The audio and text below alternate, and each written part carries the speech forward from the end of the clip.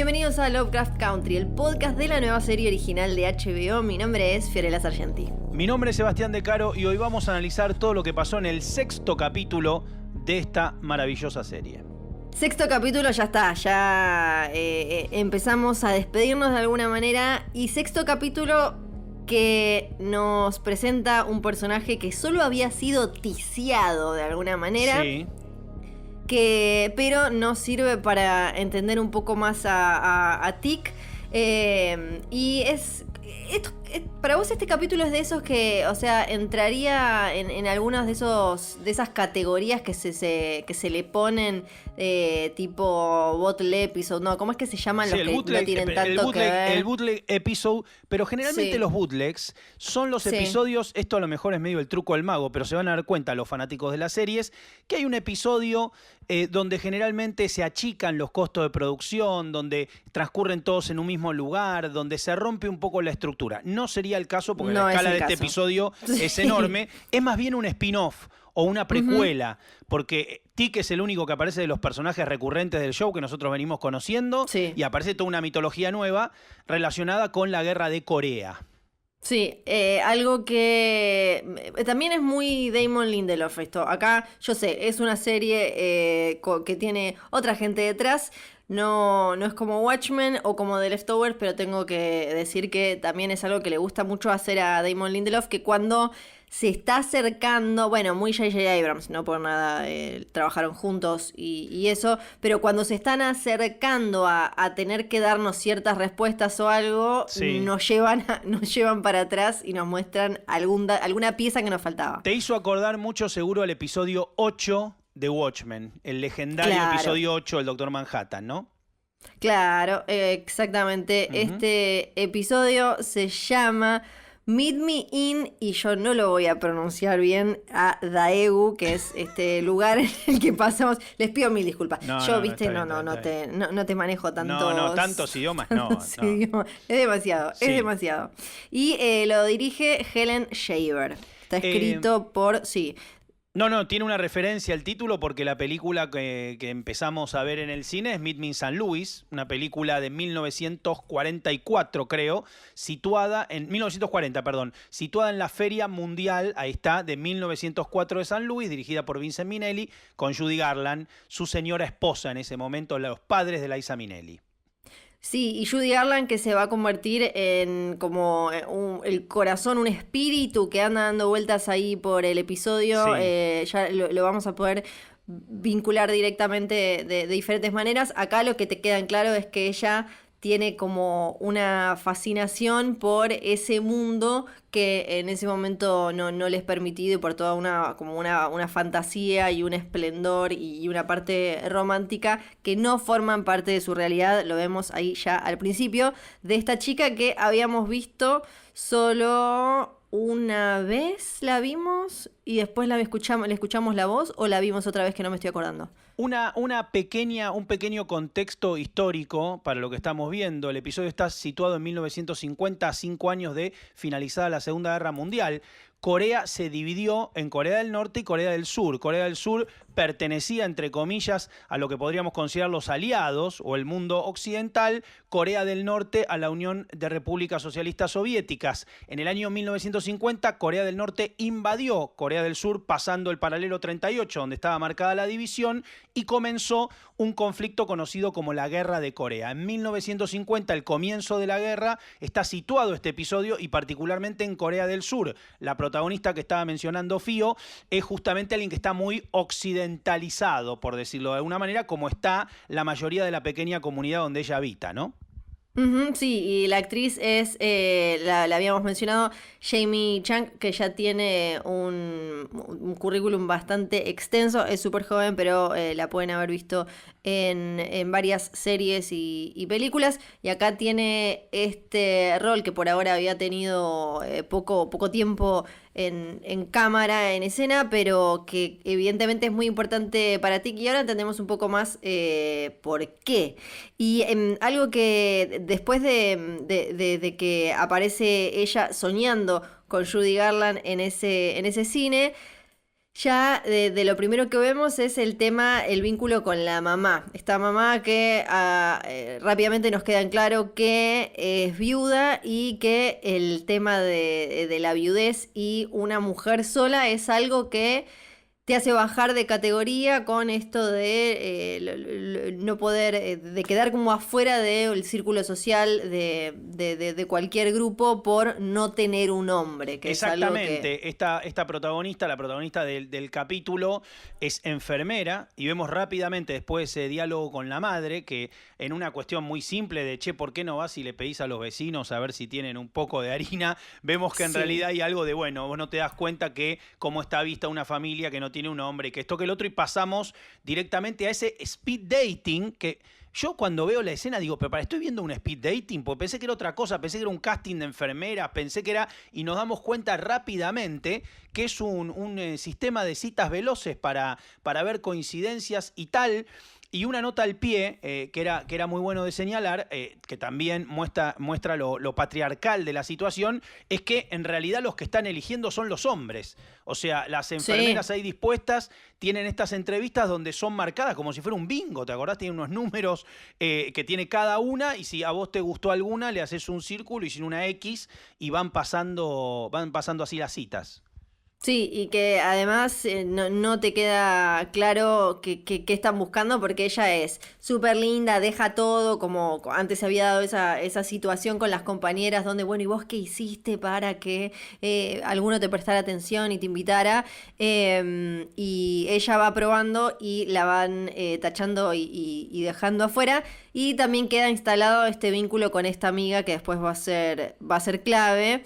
Y lo bueno, lo patriarcal esta serie constantemente, y creo que incluso más que ya que hablamos bastante de Watchmen, creo que incluso más que Watchmen va mezclando temas de género con temas raciales, ¿no? Sí, Como claro. que a simple vista podía parecer que la serie iba a hacer más pie en el tema del racismo sistémico y de la Particularmente, perdón, y historia. particularmente con los Sí. afroamericanos en los Estados Unidos, pero bueno, esto se ha expandido. Sí, sí, sí, Ujú. exacto, porque acá lo que vemos es una sociedad muy tradicional que tiene claramente una estructura muy, muy, muy patriarcal, donde incluso ella cuando le dice, bueno, pero ahora yo que estoy estudiando, pensé que quizás así, como que no importa lo que ella pueda llegar a hacer por sí sola, estudiando demás, lo que importa es si tiene un hombre al lado. Y ahí ya aparece como, para mí, la primera relación directa con Judy Garland y que después vamos viendo y hay un paralelismo entre el personaje de esta chica y Judy Garland porque Judy Garland Además de ser un empezó... ícono, y por supuesto, Judy Garland como Sí. ícono, de los primeros íconos de la mujer empoderada, de la estrella empoderada en Hollywood. Digo, más allá de todas las tragedias que ha tenido y complicaciones en su carrera, era un hombre propio de peso específico y por su Sí. talento. No era Marilyn, no era Ujú. Rita Hayworth, digo, hablando de divas, no era exactamente una diva, era alguien que tenía un peso artístico fundamental, ¿no? Sí, y alguien que desde chica fue preparada para eso, preparada para ser una estrella, y con una madre que se dio muchas cosas o dejó que a su hija le pasaran ciertas cosas con detrás algún fin mayor que tenía, en ese caso, en el caso de Judy Garland, era hacerla una estrella. En esta historia ahora vamos a ver que es algo distinto, pero y que a su vez nunca pudieron decidir del todo, o sea, Judy Garland nunca pudo decidir del todo qué es lo que quería que sucediera.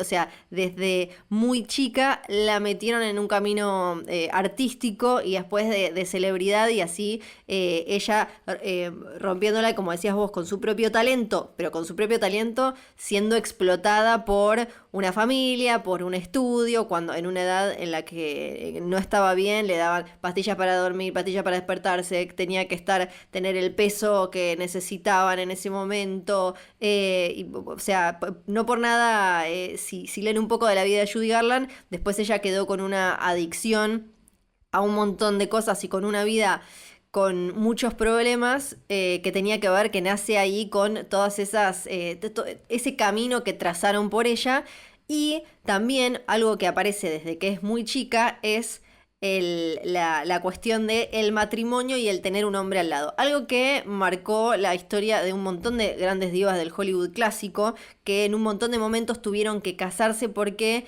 podía hacer cualquier cosa menos estar sola. Y estar sola significaba sin un hombre. Podías tener 25 hijos, 38.000 amigos, claro. Ni hablar, Óscares, clases, todos los laureles, todo, pero lo que importaba era que siempre hubiera un marido, por más que fuera de cartón esa relación, y a ella le pasó desde muy chica, incluso de querer tener relaciones con hombres que o estaban casados o no se podían, entonces la casaron con otro. Tuvo como un montón de estas grandes divas, 1, 2, 3, 4, 5 o 6 esposos.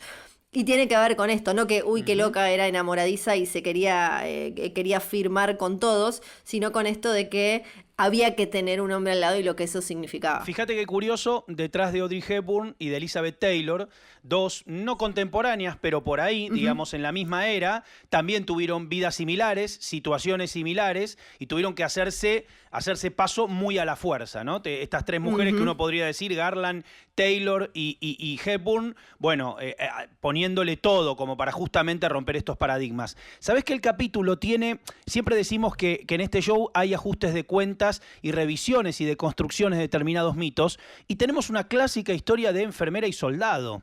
Y hay una tradición total de melodrama de enfermera y soldado en la historia de Hollywood y de amores de guerra. De amores de guerra también, desde Hiroshima Mon Amour hasta De aquí a la eternidad. Digo, hay un montón de melodramas de guerra, pero claro, la particularidad va a ser el elemento fantástico que vamos a ver en esta revisión y deconstrucción del melodrama de guerra. Y acordate, de hecho, la famosa foto del marinero con la enfermera cuando termina la Segunda Guerra, que vuelven a casa. Bueno, todo ese cliché, toda esa iconografía, esta serie bien iconoclasta como es, va a dar vuelta al guante y va a plantear un escenario totalmente distinto para este mito. Sí, tal cual. Bueno, después vuelve ella a citar a Judy Garland en este caso cuando está ahí con las citas, que es un poco donde nos habíamos quedado. La película es El Pirata de 1948, esa es la que cita ahí en ese momento. Y algo que también lo busqué porque no lo sabía era cuando hablan con las compañeras sobre, te habló en Van Mal o en Shondaemal, lo voy a pronunciar súper mal, pero ustedes... claro, que tiene que ver con hablar o informal o tutear o no. Entonces, como que significan claramente cosas distintas. Tengo entendido, esto, digamos, hablando solamente por apreciación, que existe eso, dialectos distintos para determinados momentos y para determinados modos de trato, incluso estratos sociales. En el japonés, digo, otro idioma, nada que ver, tenés 3 dialectos para escribir y manera de comunicarse. Entonces entiendo que por ahí una cuestión de Oriente, China, Corea, Japón, con todas las diferencias del caso, comparten esta variedad de dialectos, ¿no? Y después de esa salida con las amigas, el Dabang, la versión coreana de Bésame Mucho que escuchamos, la vemos a ella llevando a un hombre a su cuarto y llega el momento de los tentáculos, patas, araña, gusanos. Todo. Son unos tentáculos, pero medio con pelo. Son parecidos a las patas de una araña, si tengo que definirlo de alguna manera. Pues no son tentáculos marinos o los típicos de Cthulhu. Son como si fueran patas de una araña. Sí, y el momento de locura, confusión total, que cuando estos tentáculos, patas de araña, salen de ella, se incrustan en el hombre. En todos los lugares que puedan se incrustan, sí.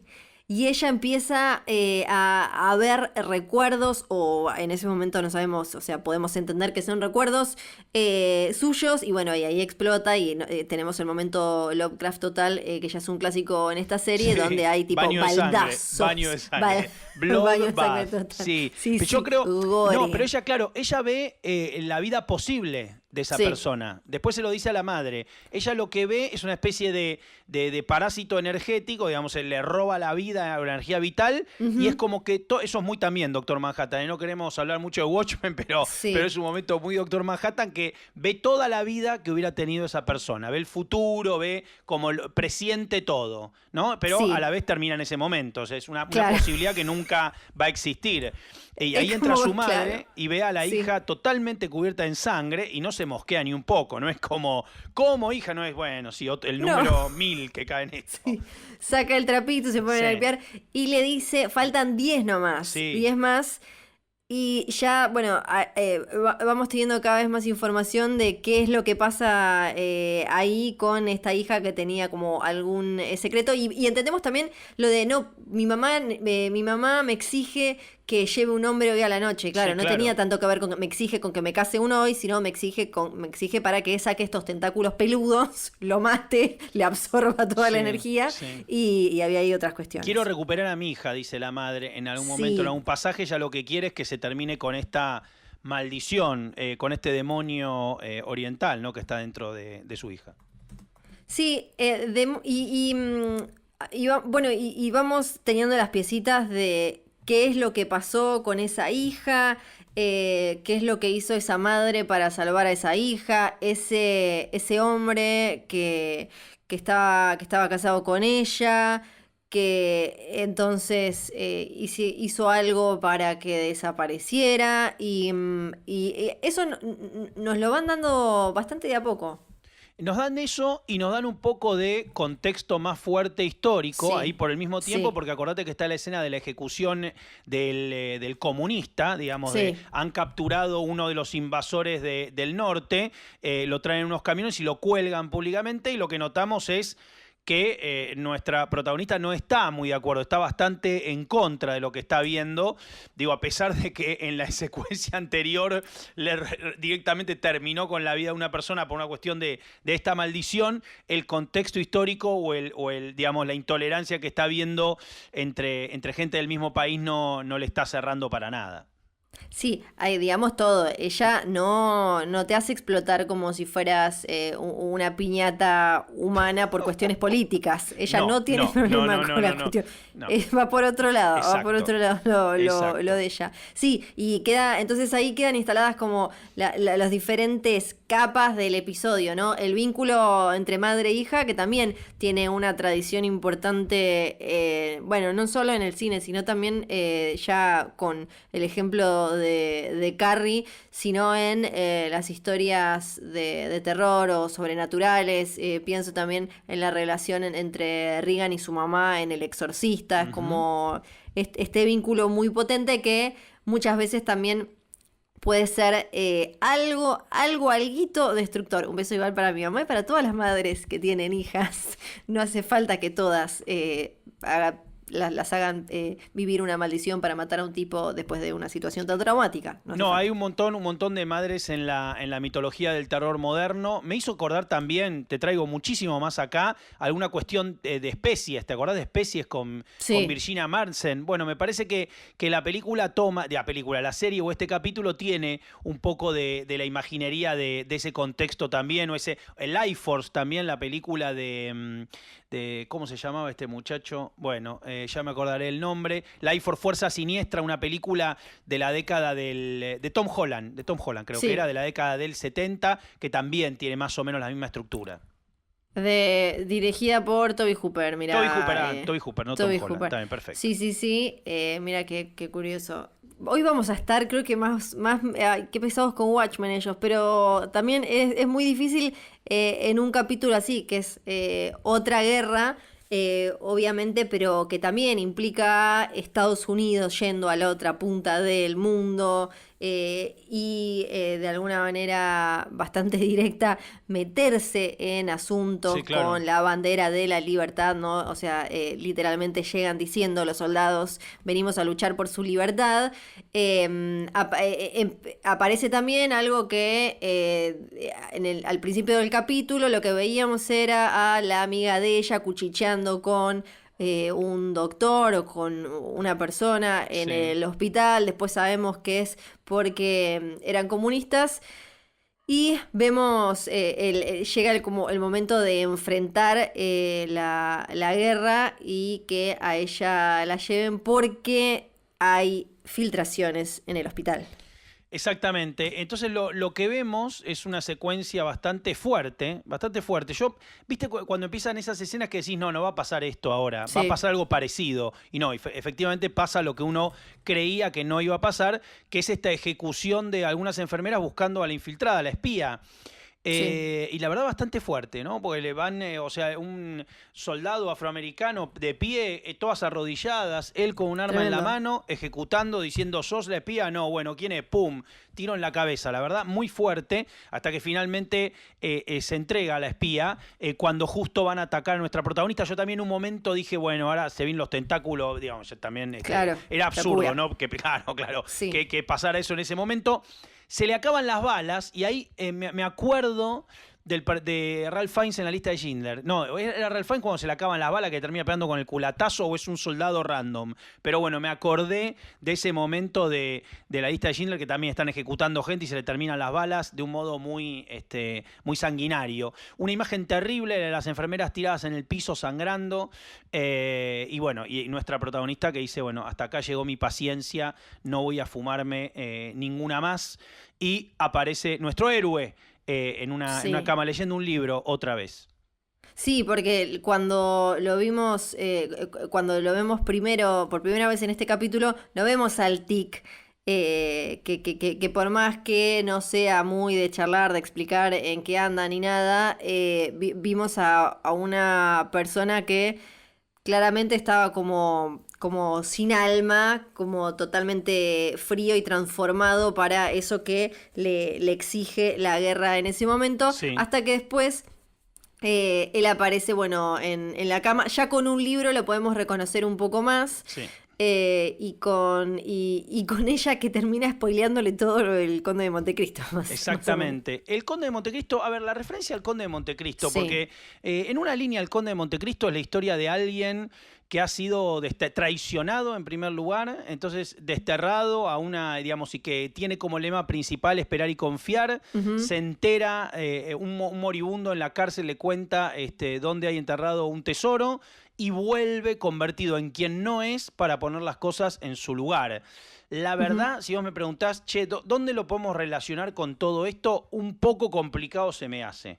Por lo menos de buenas a primeras. No es que digo, no, claro, obviamente, porque... Pero bueno, ahí está el Conde de Montecristo. Sí, está el Conde de Montecristo. Ah, y antes se me había pasado una escena que me pareció de las más fuertes o de las frases más tristes que se dicen en el capítulo, que es cuando ella está hablando con la mamá y hablan de, que es un poquito antes, hablan de lo que la madre hizo, ¿no? De haber ido a esta especie de bruja, de este rito de chamanismo coreano. Sí. Y para hacer esto, y sabía que iba a tener un costo, le dice, pero bueno, fue muy caro. Y ella le dice, está el momento de la canción, ¿no? Esta canción que es una canción tradicional. Y le dice, yo no tengo los recuerdos de tu hija, yo solo me acuerdo cuando cuando la cantaba, cuando él la violaba, como eso me pareció tremendo, o sea, esto de que ella está absorbiendo toda la información de esos hombres que asesina, pero ella no tiene sus propios recuerdos para aferrarse o de qué abrazarse o nada, o sea, su identidad es básicamente una bola de dolor y de sueños y pesadillas ajenas. Mira, una vez hablé con un médico acerca de la memoria y la capacidad de olvidar, y me dijo que la función más inteligente del cerebro era el olvido. Que contrariamente con lo que nosotros creemos, viste que a veces uno dice, uy, no, ya no me acuerdo las cosas, acá estoy cumpliendo años y cada vez me acuerdo menos, cuando era chico, cuando era... Bueno, justamente la función más importante que tiene el cerebro es el olvido, porque sería imposible vivir una vida de recuerdos permanentes, ¿no? Esto que ha sido explorado en Funes el Memorioso y otros mitos. Bueno, en ese sentido, cuando uno piensa en personajes como este, Y otra referencia a Watchmen también, el Doctor Manhattan, la imposibilidad de conectar con las cosas. Acordate, esto es como 2 podcasts a la vez. ¿Te acordás que, bueno, decide perder y humanizarse justamente porque con lo que no puedes, con esa megaconciencia absoluta, digamos, no le molesta tanto tener poderes como tener el peso de la vida permanente y no poder vincularse con los momentos. Bueno, me parece que acá tenemos una variante muy interesante de eso. Una nota al pie, este personaje no está en la novela. Este capítulo es especial de la serie, por esto que mencionabas vos de cómo a la Lindelof, dicho con doble L, nos tomamos un descanso o abrimos la historia para otro lado, yo creo, preparándonos y para darle peso a lo que va a ser el tercer acto del show en esta primera temporada. Entonces, me parece que es como en sí mismo un mito de estos personajes que tienen cualidades de dioses, pero que les es muy difícil lo que tiene que ver con los vínculos, con las emociones, ¿no? Sí, y algo que lo conecta este capítulo, que como decías vos, no está en el libro directamente con el anterior, es que también el gran tema es la transformación, ¿no? Porque en ese primer momento en el que ella lo vuelve a ver a Tic, lo ve en el hospital, le tiemblan las manos y sale y estaba como, porque claro, lo veía como un monstruo total, y a partir de esa situación con el Conde de Montecristo empieza este camino para atrás y empiezan a como reandar y a construir otra cosa viéndose de otra manera, y como también la serie juega todo el tiempo con como la transformación, metamorfosis, transmutación física y espiritual que después directamente queda expresada con la conversación de ellos dos, y en el caso de ella literal y con tentáculos peludos, y en el de él como la cuestión de obediencia de vida de un soldado que tiene que ir a hacer esas cosas tremendas. Y la última, no va a ser la última conexión que haga con Watchmen, pero también algo que uno puede entender que Tic no solo hizo un montón de cosas monstruosas, como él dice, y como vemos algunas ahí, sino que también tuvo que ver otras. Hay todo un tema con no haber tenido sexo y lo que antes se llamaba virginidad, ¿no? Antes lo vimos con Letty, ahora con él, pero un tema que también se menciona en el capítulo y que es algo histórico, son las violaciones en plena guerra, ¿no? Como incluso de ejércitos que llegaban para liberar una región, y siempre terminaba habiendo violaciones tremendas, y después incluso muchos niños que nacían de esos abusos sexuales. Y algo que también pasó en diferentes guerras, como en la guerra de Corea, que se ve ahora en un ratito nomás con algo que se menciona, son redes de prostitución, porque también donde llegaban un montón de hombres en un estado muy medio salvaje, ¿no? Enfrentados a esta situación extrema, aparecían siempre estas necesidades carnales que con la desesperación del otro lado terminaban transformándose en círculos de prostitución donde un montón de mujeres más terminaban también siendo explotadas. Bueno, es que es muy difícil, por suerte, de entender para nosotros lo que es una zona de conflicto por años, cómo se transforma y cómo se redefine esa sociedad y ese lugar. Pasó en Saigón. Saigón en la guerra de Vietnam, que duró muchísimos años, se terminó convirtiendo en eso, en una especie de sin Dios, como diría un español, total, donde hay nuevas reglas de quién manda, nuevas reglas de cuál es la demanda, tenés un montón de, como decía vos, soldados viviendo ahí, y es un poco una especie de no lugar, que tiene una redefinición salvaje porque todo es muy básico, todo es muy ¿no? elemental, por así decirlo, en términos de necesidades y de lo que son las monedas de intercambio. Bueno, esto se ve claro, y el otro elemento también tiene que ver con la idea de la conquista, de adueñarse y apropiarse de un territorio, y en ese sentido, bueno, no solo vamos a sacarle su territorio, sino las mujeres como mercancía y traslado, obviamente una cosa bastante salvaje y ridícula, bueno, en ese sentido, y siniestra. En ese sentido, lo que vemos acá son un poco de coletazo de eso, y nos vamos a una cita hermosa igual. Hay un oasis, que es cuando le arma el cine, el pequeño cine, ¿no? Sí, otra cosa que continúa con lo que vos decís es que, y que también está en el capítulo, es el tema de la conquista y de la dominación cultural, ¿no? Sí, Hay claro. todo un tema con que a ella le guste ver películas de Judy Garland y eso. La ropa y que esa cosa- usan, ellos Claro. están vestidos, son lo más occidental de Corea. Los del norte son los que tienen, ¿no? Digamos, la cortina de hierro soviética, están en otro plan, pero la gente de Corea del Sur está totalmente occidentalizada. Y aún así a ella, cuando está en ese juego siniestro de las citas, le dicen, ¿no? Cómo te va a gustar eso, Claro. y porque todo lo tradicional aparece y muy fuerte. Y también el amigo este que hace posible esa cita de la que vamos a hablar ahora, con ese cine improvisado que le armó Tic, también deja instalada otra cosa, pone ahí bien en la agenda de la serie. Esto de que la ternura que me dio ella cuando va y les dice, chicos, ustedes son norteamericanos, ¿conocen a Judy Garland?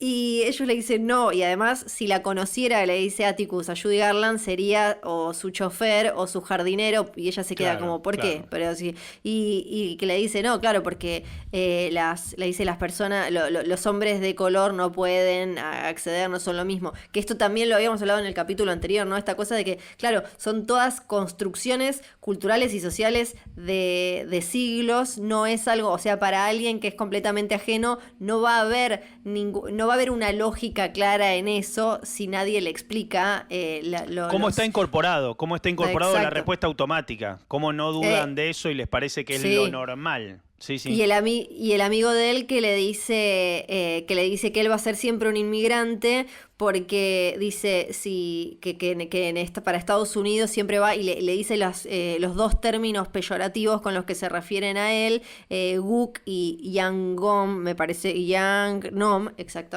así lo debo estar pronunciando mal, pero ustedes ya saben. Sí.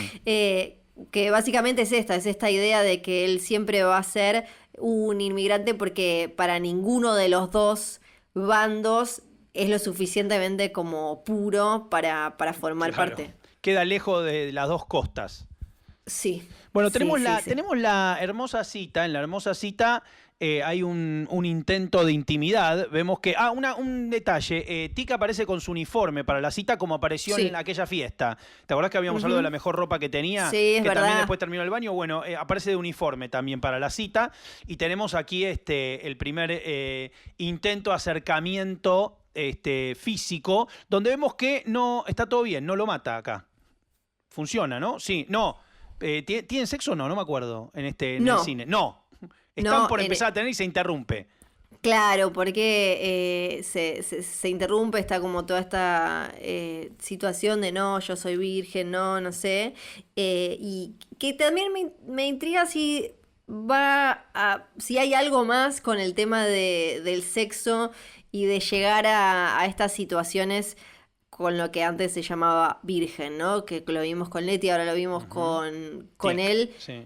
con Tic. Me intriga si después va a haber algo más allá igual de un montón de cosas que uno se puede imaginar o con las que la puede relacionar, ¿no? Como en el capítulo anterior hablábamos como del body horror y esta serie juega mucho también con mezclar escenas de intimidad sexual con escenas que acá en Argentina nos gusta decirle gore, así como se escribe, Sí. y cómo estás a un pasito de una de la otra, ¿no? Como hay una cuestión medio de salvajismo o muy primitiva que porque hay hace que que decirlo, estén ahí. el sexo de la gente que se ama en este show no es ñoño, no es que estamos dividiendo el mundo en los malos sangre, los buenos ñoño, no. Lo interesante me parece a mí, y está muy manifiesto, sobre todo en el episodio anterior, digo, la serie desde el día 1 nos muestra que el sexo es un terreno de comunicación y de expresión importantísimo en la vida de todos los seres. Eso queda claro para la serie, porque todos los personajes, o casi todos, se definen en algún momento por eso. Ahora, lo increíble y lo interesante, me parece, como postulado, es esta parte que vos mencionás del body horror y, por otra parte, que las escenas de sexo bien entendidas, de gente con pasión, con amor y con deseo, son fuertes también. Hay una energía intensa. No es que suena un saxo y es en cámara lenta y agarrando una sábana, ¿me entendés? Sí, Entonces me parece también... que eso es interesante. Sí. Y hay algo que apareció en esas escenas que se está comentando mucho hoy, que son las escenas de sexo filmadas y pensadas con una perspectiva, con una mirada, con una cabeza que tiene que ver ya no con el centro masculino como era antes. Antes, No tradicionalmente. falocéntricas, decís. Exacto, Ujú. tradicionalmente las escenas de sexo en películas son súper Claro, falocéntricas, claro, claro. estaban hasta pensadas mucho más desde el placer del hombre, desde una forma de mostrar el cuerpo femenino y el masculino también, los momentos sexuales que eligen mostrar. No por nada acá en la serie, cuando finalmente terminan haciéndolo, ella, que antes ya le había dicho a él, yo ya lo hice, ella está arriba y ella es como la que lo va llevando a él y le dice todo todo está bien, porque él, claro, está como pasado por esa primera Exactamente. emoción y sentimientos y demás. Y bueno, también la vimos a Hipólita en su momento, ¿no? Como siempre la mujer también con un rol activo en el sexo y no con el tradicionalmente pasivo y más como de imagen a venerar y cómo se muestra el cuerpo. Y Exactamente, tradicionalmente es el punto de vista, digo, y esto hasta técnicamente está ujú, estudiado en las escenas como están rodadas en estos capítulos, en este en particular y el anterior. ¿Por qué? Porque lo que llamamos lamentablemente tradicional, que era como se hacía antes, había un punto de vista que era el masculino, esto quiere decir casi prácticamente la cámara de un sí. lugar subjetivo a la mirada del hombre, y era el hombre en una posición de jerarquía mayor, como penetrando o como poniéndose por sobre la mujer, y la mujer eso, vamos a ver, vamos a admirarla como si fuera un objeto decorativo, vamos a ver, ¿no? Exponiendo mucho más Ujú, el cuerpo, pero en una situación, como señalabas vos, de sometimiento o de desjerarquía respecto del hombre. Este show particularmente maneja muy bien la mirada objetiva. En casi todas las escenas de sexo nosotros somos espectadores. Difícilmente, salvo cuando está en juego algo que tiene que ver con la trama, como fue, pero no es una escena de sexo, la última del ujú, episodio anterior. Digo que es una escena más bien de venganza, donde hay un poco de sexo, porque sí, no llamemos sexo eso por sí, Dios. Pero sí. digo, lo que sí hay es, ¿no? Este cuidado de tratar de manejar una cuestión horizontal donde nosotros veamos un vínculo totalmente par en ese sentido. Ujú, sí, y después de eso y en el medio tenemos más de ella y su mamá y esto de cómo te ve el otro, lo que sos vos, ¿no? Que en ella aparece con Tic y con su mamá, con Tic de una manera redentora, de sanación, o sea, ella empieza a verse como Tic la ve a ella, Tic empieza a verse como ella lo ve, es algo que después terminan hablando. Y el peso de la madre, que en el medio le termina, bueno, le dice, lo vas a terminar matando, Sí, hiciste de mi claro. hija no solo un monstruo, sino una prostituta, mató a tu amiga y ahora vos estás en esta. La madre que no le deja, ni una, te ama porque no sabe lo que sos y todo este peso. Y irónicamente, no es un veranito, como decimos acá, pero tienen ellos ese momento feliz en el que se tira nieve, ¿no? Están ahí como leen, él le dice, me puedo quedar, porque hay muchos soldados también estadounidenses que en diferentes guerras de estas decidieron quedarse y Exactamente. formar una vida completamente nueva y demás. Y ella tiene el temor obvio de expresarle que realmente lleva dentro un monstruo que necesita matar a un hombre más para no sabemos cómo exactamente funciona esto de que se vaya de que es una figura que aparece en diferentes mitologías asiáticas este monstruo, este ser que ella tiene adentro. Entonces va a venir un momento de discusión y de tensión, justamente hablando de me quedo, me voy, pero deciden arreglarlo amándose, y acá sí Sí, aparecen los brazos de Orión, como diría Prince, sí, aparece la bestia que va adentro. Es muy lindo el plano, me pareció espectacular cuando ella empieza a tratar de ujú, detener sus propios tentáculos, cuando ve que se les sí. escapan las patas estas. Igualmente logra meterse dentro de la cabeza de Tic, o sea, empieza la operación esa de ver todos los momentos, y yo ahí estuve muy atento a ver si veíamos algún spoiler, alguna cosa mítica, Sí. extraña, y que yo vi una sola vez el capítulo, no me pareció ver nada muy revelador. O sea, vimos el pasado, vimos castigo físico en el pasado, vimos algún momento con la familia, vimos cuando comienza el viaje, este viaje de Lovecraft Country. No sé si vimos algo particularmente extraño. Vimos los vórtices esos espaciotemporales, Sí. pero no sé si vimos como, y vimos algo que andás a ver qué es. No, No recuerdo, ¿eh? no, muy cuidado. Básicamente la pasó mal. Vimos un montón Sí, de claro. momentos en los que la pasó mal y en los que todavía le falta y la va a pasar mal. Y bueno, hay que decir también que Tic hizo lo que creo que haría cualquiera de nosotros si está teniendo sexo con una persona a la que de golpe le empiezan a salir Sí, tentáculos. claro. Le dijo, chau, adiós, bye, besito grande, Me yo voy me y ella voy. le grita, si te vas, te morís. Te tenés que quedar acá porque si te vas, Claro. te vas a morir. Lo vi. Y él, bueno, Eso no, que chao, te mando un saludo. Ujú, eso que es de lo poco que sabíamos de ella, era esto, era como esta sentencia de que si él se iba, el que él volvía a la casa, iba a pasar algo. Y cuando la vemos a la mamá, escuchamos directamente, ahora ya no la voz de Judy Garland como un personaje, sino Judy Garland hablando de ella misma, que si les interesa un poco la historia del Hollywood clásico y de este tipo de artistas que lo hicieron posible y construyeron toda esta factoría de sueños que ahora nos da lo que nos da y demás, hay un montón de entrevistas de Judy Garland, ya grande, igual murió súper joven, que son en ese sentido bastante desgarradoras, porque ella va contando cómo fue su vida expuesta a todo esto y cómo quedó hecha jirones Tremendo. en el camino. No, incluso su hija Liza Minnelli ha tenido Sí, muchísimos problemas con ella justamente por los problemas que ella tenía con ella. O sí. sea que ha sido como lamentablemente una cuestión de herencia, que yo creo que Liza ojalá haya podido sanar mucho más, ¿no? Pero que siguió Ujú. hasta su descendencia. Ujú, exactamente. Y después a mí me había intrigado cuando las vemos a ellas yendo a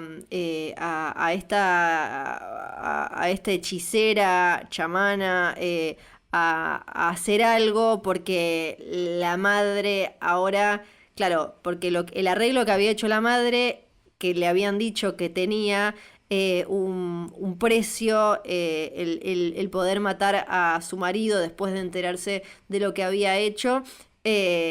No sabía cuán grande iba a ser y van a hablar y aparece el zorrito este que a mí por lo menos me había generado mucha intriga porque yo no sabía qué significaba, qué podía significar el zorro y parece que el kitsune es un elemento, es una figura muy clave que se utiliza tradicionalmente para hablar del espíritu del bosque, que tiene esta forma que se ve como un zorro, que en general protege bosques y aldeas, y hay toda una imagen muy de ensoñación en esa escena, ¿no?